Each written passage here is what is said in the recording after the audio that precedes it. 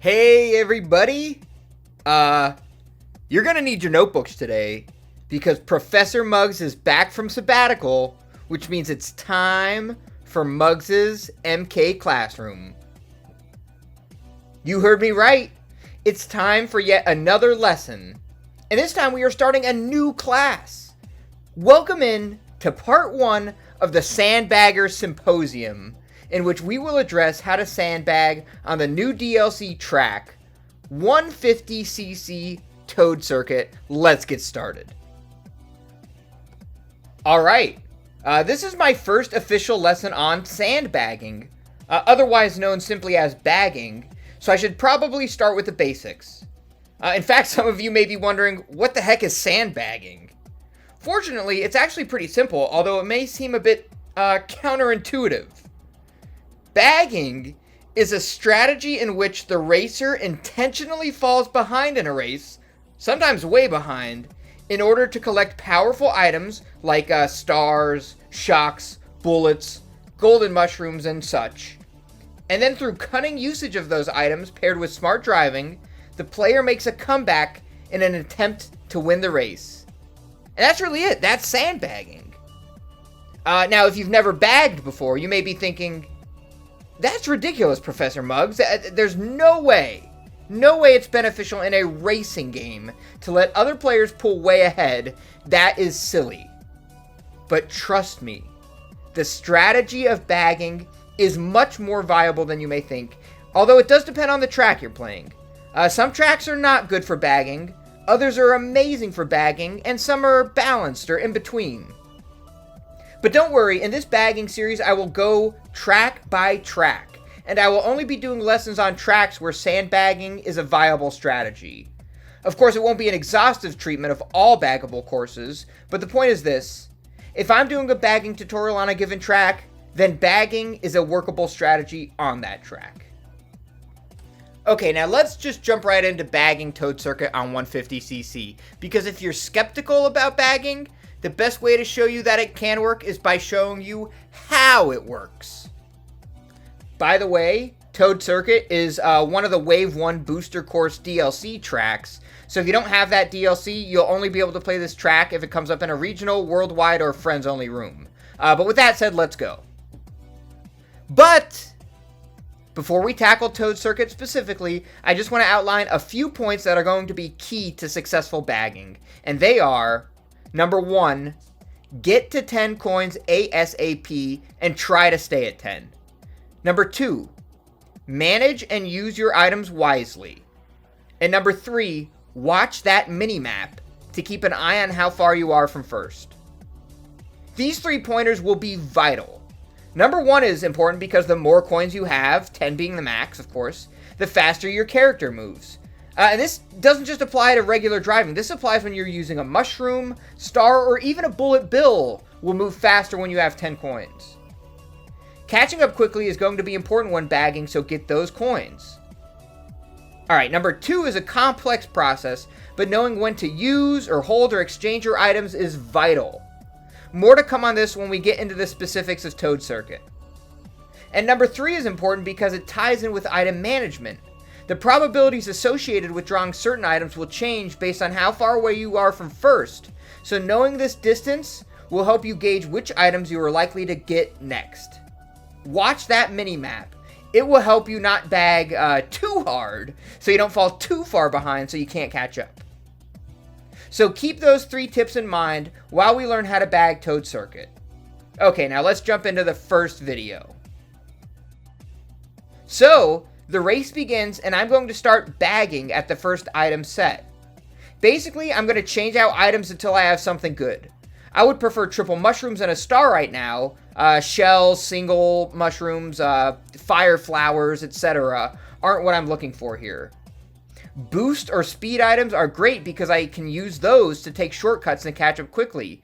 And invincibility, say from a star, is always a welcome bonus. Note how I quickly pull a red and then a single at first? But I stick around the items and soon pull triple mushrooms and a star. This is because first place is now farther away from me, making stronger items more likely.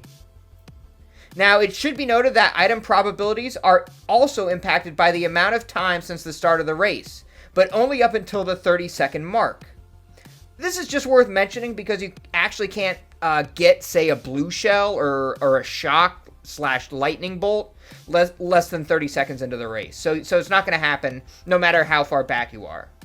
For bagging purposes here, this basically means if you can pull, say, a triple mushroom and a star at the first set, then you're doing about as well as you can. And actually, I'd like to take a brief moment to address item probabilities more closely. You see, when researching this videos, I made the shocking discovery that it's not only the time into the race and your distance from first that determines your items, but your position in the race is also a factor as well. Perhaps even more shocking is the fact that there doesn't seem to be a known definitive table of these probability distributions, but I will link a reference in the description to one that seems to be close based on my research, so check that out. Anyway, the farther you are from first, the stronger your items will be. Similarly, the worse your position is, the stronger your items will be. If you have two players who are, say, the same exact distance from first when they pull an item, then the lower position player will at least expect to get more powerful items. Of course, there's still some probability, so you could get unlucky, but you would probably get the better item than the player in the higher position. It's also worth noting here that the item is determined right when you hit the box, not after the roulette stops spinning. And it's also noteworthy that changing modes, like playing under the frantic item setting or racing during a Grand Prix, changes the overall item probability distributions as well. A long story short, generally speaking, just the farther back from first in position and distance you are, the stronger your items will tend to be. So as we watch the rest of this Toad circuit footage, pay attention to which items I am pulling along the way and how they relate to what is possible to pull given my position and distance from first. Okay, now back to the race. As we saw, I have bagged myself triple mushrooms and a star. The next step will simply be to collect 10 coins. By the end of lap 1, I would definitely prefer to be maxed out at 10 coins, especially since they aren't too difficult to collect on this map. However, about halfway through the second lap, coins become less of a priority. So if you haven't maxed out by then, or if you've lost some, you may just have to roll with it. Since I have decent items, I'm not even worried about changing them at the moment. I collect my 10 coins and just drive normally on lap 1. After one lap, I'm in 12th, and a decent distance from first, but it's not too great of a distance based on the minimap. Keeping this in mind, I actually make the decision not to cycle items yet again. This is where it's worth mentioning one other thing about items while bagging. If you have exactly one item, then you might not be able to get a duplicate. For example, just to name a few, triple mushrooms, golden mushrooms, stars, boos, shocks, and bullet bills cannot be doubled in your item set unless Boo steals a duplicate for you. So if I'm carrying, say, a star in my first position, then, unless I use it before hitting the box, I will not get another star from the box. Furthermore, blue shells and boos can only have one in play at a time, so you should never get duplicates of these items ever at all. Okay, now in this situation, if I were to burn my triples and get a new item, I know it wouldn't be another star unless I burn through that as well.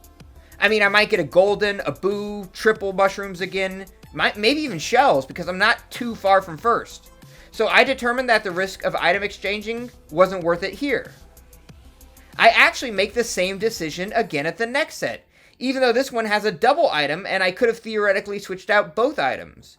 Again, I pass on this here because I'm actually fairly close to first place based on the minimap. In fact, because of this, I decided it's best to make my move now. These items are about as good as I can expect to get, at least, unless I rebagged by waiting for first place to get farther ahead. But so late in a race, this is too risky for me to try. So I use some mushrooms to take a cut through the pipes and find myself in second. Now, I know I won't get very good items from a box now, because I'm in second and very close to first, which once again means this last mushroom I have and the star are better than what I would expect to get, so I will hold on to them. Now, a big concern here is boos and shocks, which could rob me of my good items. So I will hold on to the mushroom to protect my star from the boo, but if a shock comes, it will be a tough win. So, fearing that a shock may come, I actually chain my mushroom and star into this next to last double item box. The star will give me complete invincibility for a good bit, and I'm counting on the protection I get from the double item box to carry me the rest of the way. Actually, there ended up being no lightning at all this race, so I could have used my star through the pipes, but hindsight's 20/20. In the end, it was good enough, as I was able to cruise to a first place. Now, note how I managed my items that race. I pulled triples and a star at the first set, and didn't even need to use them until the next to last set of the race. When I did use them, it was when I was in a position to take a shortcut and move into a high place. Or it was at the end to move into first place and gain invincibility. I was constantly reassessing my items, my position, and my place during the race, and using this to determine if getting new items would be worth it. This is one of the most crucial elements to bagging successfully, but admittedly, it takes a lot of practice and feel for the items to get it down. So that being the case, let's see another race. Okay, once again, I start by backing up over the first item set. It may be worth noting here that an alternative strategy is to back up from the start to pick up the one coin, but I prefer bagging at the item since coins are plentiful here, and you actually might get a disconnection online when racing that way. Another note is that this is a 7-person race only, and the total number of players also impacts the item probabilities. So this being the case, I settle for 4 mushrooms at the start. I collect a couple coins and wait a bit before chaining my single mushy into the items. I wait in the hopes that, the extra distance from first will give me a more powerful item. Go figure, I do. I pull a star.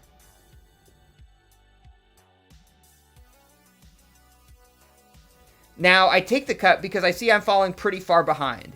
You don't want to bag so hard that you can't catch up. I take another little cut, and then I once again chain a mushroom into the items. I'm hoping to at least get more triple mushies, which I do, but then Boo steals my star. But this can happen. Always be prepared to change strategies on the fly while bagging. Fortunately, I know a double item box is coming up, and I can just blow through my triples before that box and get a fresh set of items. I do this and pull a star and more triples. Next, I'm going to chain my star right into the next item box. Note that I wait also until the last second to use the star, and this is for 2 reasons. Reason number 1 is so I can cut through the grass before the star runs out. But reason number 2 is that if I use the star earlier, the speed from the star will end up making me catch up closer to first place when I make contact with the item box. And that will make me get a worse item than I would if I were farther back. So by using the star at the last second, I make sure that my distance from first when hitting the item box is at its maximum. Now, I pull a Boo, which actually works out. The mushrooms and star get me into the front of the pack, and by using Boo, I'm able to hide from the boomerang and just the general chaos going on while other players are getting hit. I toss back my red shell to add to the chaos and pull my banana for protection as I then coast to victory. Now notice the similarities between the 2 races I've shown so far. I've used my mushrooms and stars in spots where I could cut through off-road and take shortcuts, or to gain invincibility. On lap 3, I made sure to be in a position where I had good items, and I was in a spot where I could move into first. But also note the differences. In the first race, I barely exchanged items because I was never in a position to expect much better. Especially since I never fell too far behind that race. But in the second match, I needed to change out items more because A, the items I got at the first set, triple and a single mushroom, weren't good enough. B, I was far enough back on laps 1 and 2 that I needed some extra speed, lest I would have been too far back to catch up. And C, Boo stole my star and I had to re-strategize. This is normal with bagging. Sometimes you'll be flying through items, just plowing through them at nearly every set. And other times you barely need to change items at all. I mean, you might just stick with what you got at the beginning. Each round of bagging is unique. Anyways, let's look at one more Toad Circuit race. Hopefully by now you are at least beginning to understand some aspects of how to sandbag, and hopefully me walking you through another race will only help further. Now, this final race here will show you that when bagging correctly, a comeback is always possible. Now, I actually exchange all of my items at the first set, leaving me with only triples, which is fine, because I can burn them right before the double at the next set.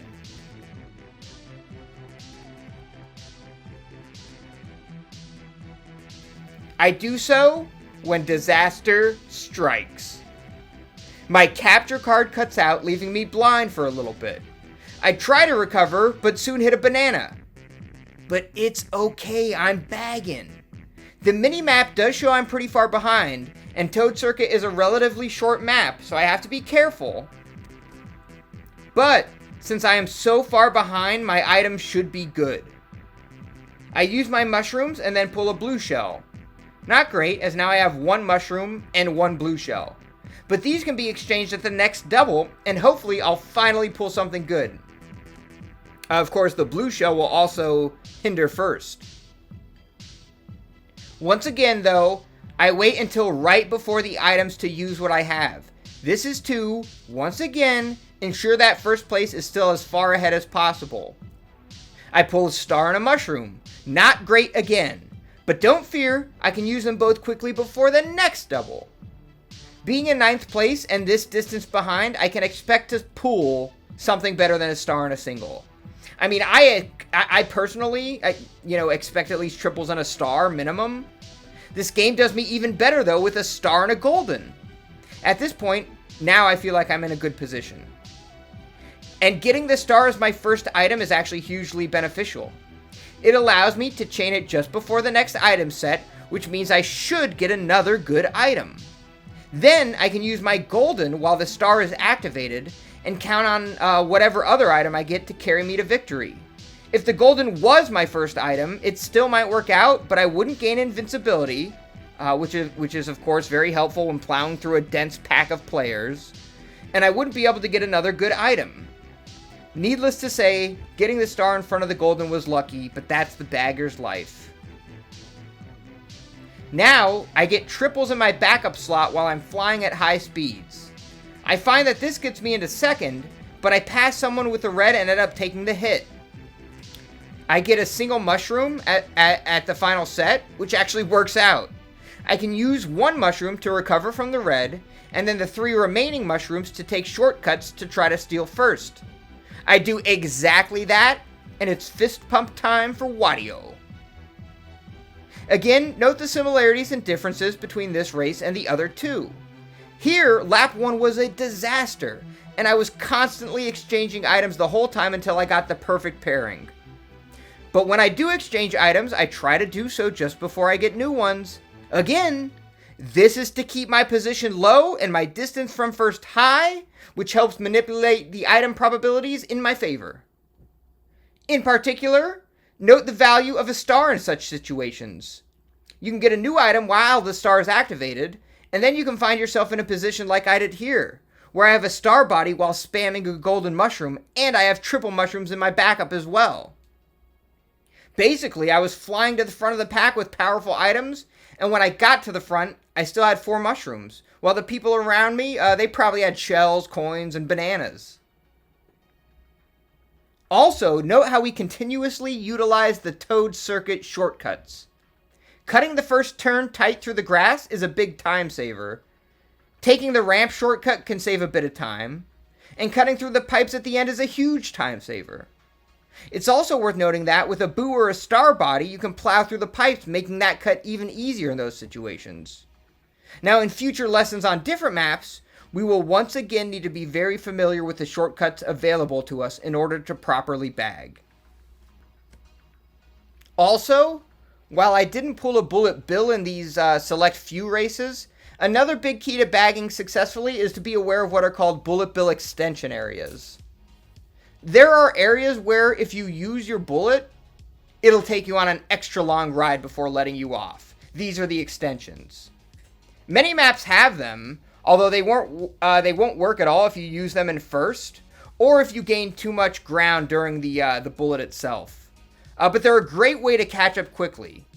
We'll see that on certain maps, trying to pull a bullet bill to take an extension is actually the optimal outcome for bagging. But this isn't really necessary on Toad Circuit. Not really, but that being said, I think using it just right before the glider ramp that pops up later on in the race gives you the longest bullet bill here, or at least it tends to give you the longest bullet bill. But again, bullet bill strats aren't key to bagging Toad Circuit, so I'll leave the detailed bullet bill talk for a future date.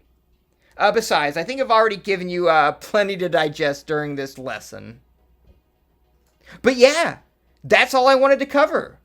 If bagging Toad Circuit still seems like a mystery to you, then rewatch this video, but this time, think about what you might have done if you were in my situation during these races, and how that might have played out for you.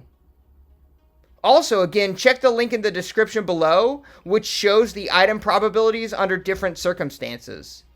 It ain't perfect, but it's close, and it'll help you get an idea of what items you can expect given your position in a race and your distance from first.